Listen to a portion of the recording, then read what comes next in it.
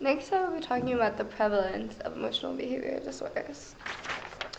So the CDC estimates that 13 to 20% of just the general population suffers from these disorders, whereas in classrooms, 3 to 6% receive special education for these disorders. So you can really see a discrepancy between how many people actually suffer from these things and those who are diagnosed and given IEPs or 504s and really helped in school. Next, I'll talk about where they're educated.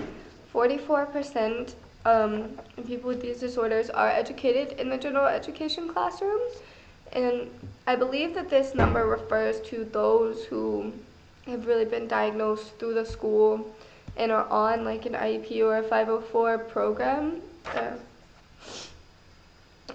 not just those who maybe are diagnosed by an outside counselor or just suffer from these disorders. But that is good that, that they can be included. It's almost half of the population. 20% are educated in separate classrooms, so like what you would think of in your school as like the special education class. They are helped there. 13% are educated in special schools. I just apologize. I just realized all my papers are backwards. Alright, I'm going to continue anyway.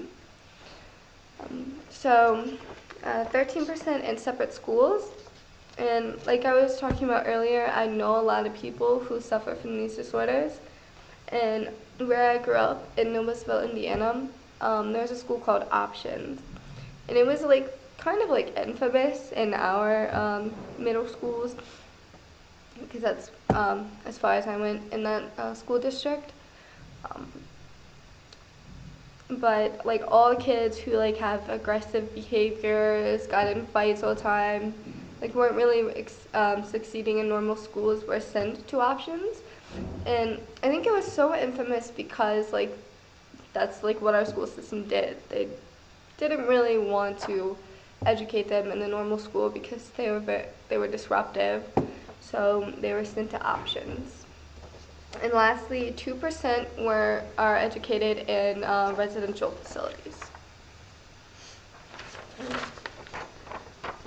It is found that 3 to 4, it is 3/4 more prevalent in males than it is in females.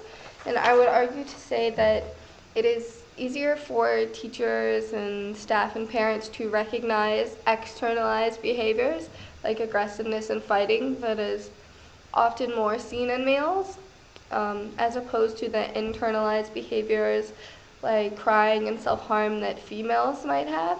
So therefore, females are just less diagnosed than males. Not that really it is less prevalent.